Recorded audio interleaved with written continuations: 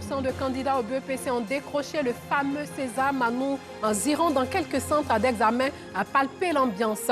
Et puis une jeune fille de 17 ans a été assassinée à Adzopé dans la nuit de samedi à dimanche. La rédaction de RTI2 s'est rendue dans la région de la Mée pour comprendre ce qu'il s'est passé. Bonsoir et bienvenue dans le journal. Comme annoncé dans les titres, les résultats du BEPC sont connus. 193 398 admis, soit un taux de réussite de 41,27%, un pourcentage bien en deçà de celui de l'année dernière au lycée Djedji Amondi Pierre d'Adjamé et au collège moderne de Cocody. L'ambiance était électrique. Nous y reviendrons avant la fin du journal. Le temps d'aller à Adzopé où un drame s'est produit dans la nuit du samedi à dimanche dans le sud du pays. Une adolescente de 17 ans, Grâce, a été retrouvée morte devant la cour familiale. Selon les témoignages, la jeune fille aurait été aperçue dans la nuit de samedi en compagnie de son petit ami. Ce dernier est actuellement entre les mains de la police judiciaire. Noussangari et Alassane Drabo nous rapportent les faits. Adzopé, capitale de la Mée, c'est la consternation chez la famille Kouadio.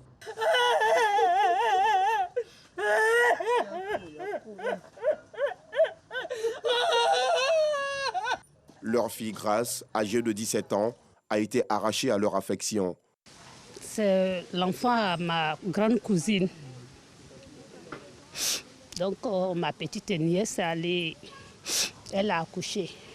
Donc elle est allée chercher, elle est sa cousine en fait. Elle est allée chercher sa petite cousine pour venir l'aider. Dimanche matin, qu'elle a été assassinée. Elle a été assassinée. Donc ma nièce m'a appelée et directement je suis venue la voir. Sorti le samedi à 22 h à l'insu de ses parents, le corps sans vie de la jeune fille a été retrouvé devant la porte de ses parents avec des coups de poignard dans la matinée du dimanche 4 juillet dernier. Le samedi soir, on était tous ici. Quelque temps, vers les 22 h, les enfants étaient là, on les a dit et tous n'ont qu'à rentrer pour aller dormir.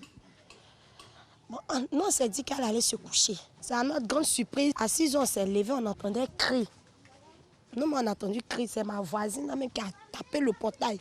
Que, sortez, sortez, elle a tapé tous les portails, que sortez, sortez, sortez, Grâce est blessée, Grâce est blessée. On est venu, on vient trouver qu'elle était blanche, elle était blessée partout, partout. Ils l'ont macheté, ils l'ont blessé ici, partout, partout. Tout son corps est ici. Bon, ils ont tiré son sang. Ça, là, ils ont tiré. Il n'y avait même pas goutte de sang même qui est versé devant la porte. Le médecin Régis, quand il est venu même là, il dit qu'il n'y a même pas sang même en elle. Selon le médecin légiste, qui n'a pas voulu décliner son identité, la jeune Grâce serait morte des suites de ses blessures.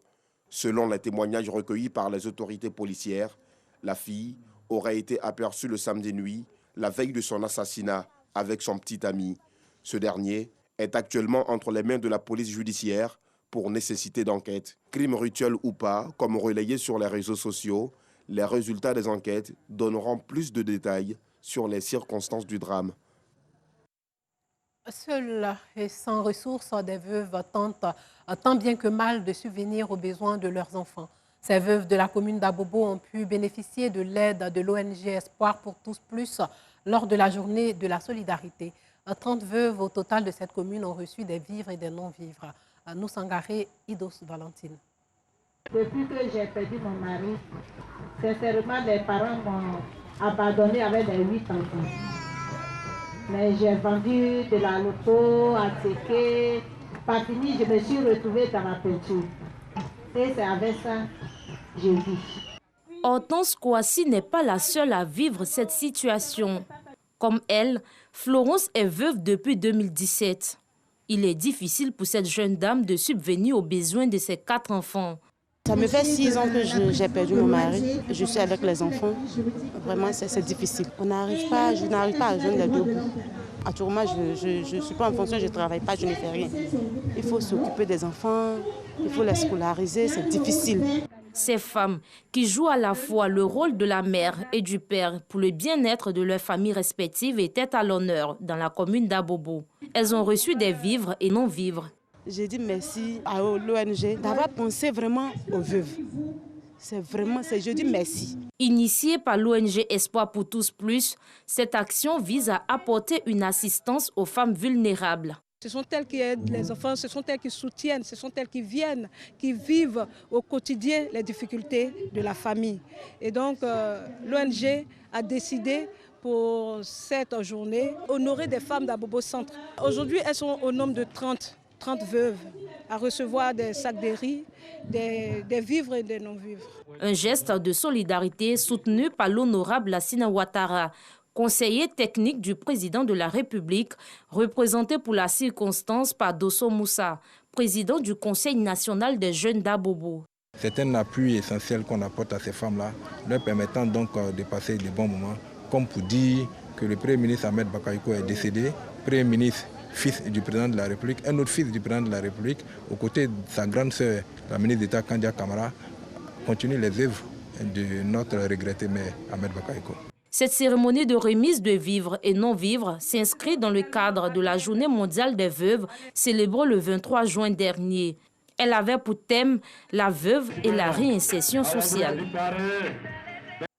7 personnes et associations qui participent au développement social et œuvrent à la préservation de la paix ont été distinguées, et ce, lors de la 3e édition du Gala de la solidarité. Le reportage de Georgette Ido.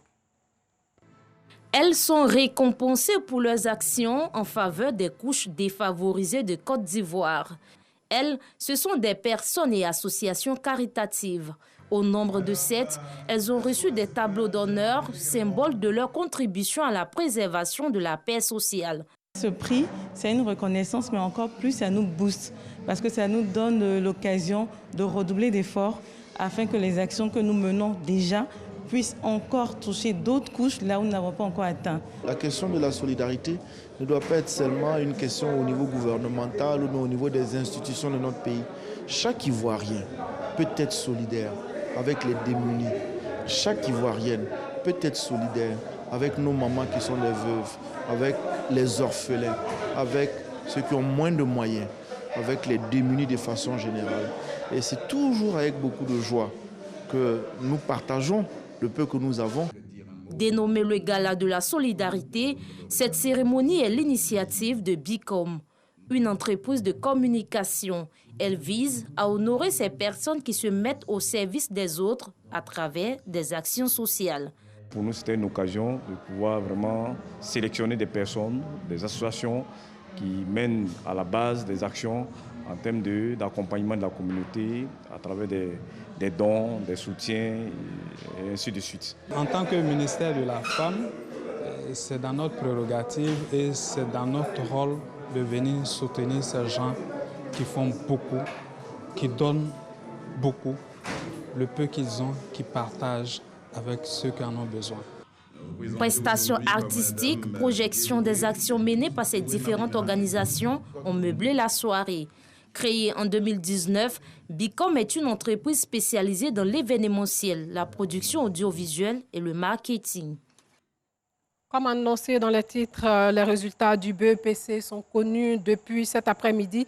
193 398 élèves sont admis, soit un taux de réussite de 41,27%, un pourcentage bien en deçà de celui de l'année dernière.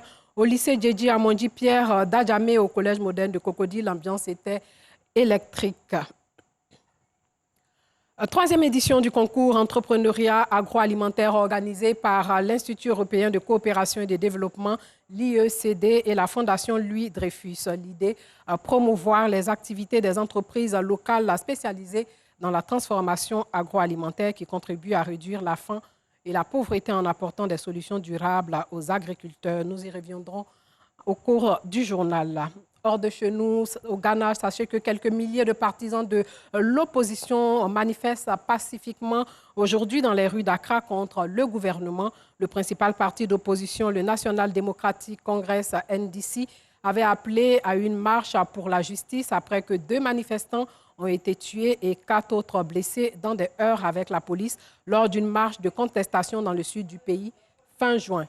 Depuis plusieurs semaines, des jeunes s'organisent autour du hashtag #FixTheCountry sur Twitter pour protester contre les difficultés économiques auxquelles ils font face depuis le début de la pandémie. Aujourd'hui, donc, les manifestants chantaient et brandissaient des pancartes sur lesquelles il était écrit « Les jeunes sont au chômage et pleurent, réparer le pays » ou encore « Les Ghanéens sont en train de mourir, Akufo-Addo, réveille-toi ».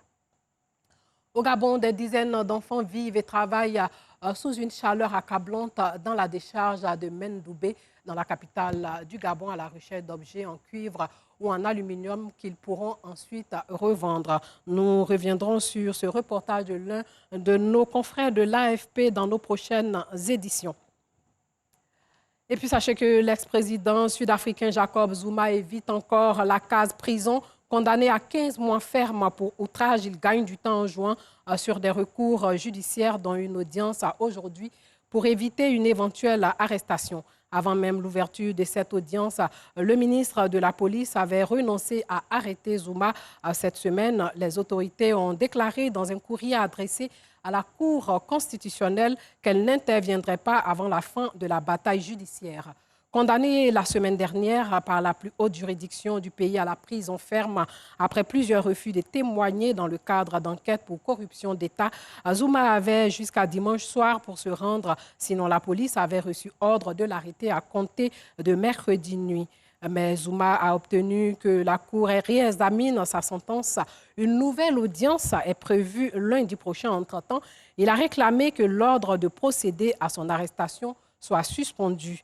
Et c'est ainsi qu'à l'ouverture de l'audience virtuelle au tribunal de Pietermaritzburg dans la province du KwaZulu-Natal dans l'est de l'Afrique du Sud, son avocat Dali Mpofu a demandé de manière effective l'annulation du mandat d'arrêt contre un homme qui aura bientôt 80 ans et dont l'état de santé est incontestablement précaire.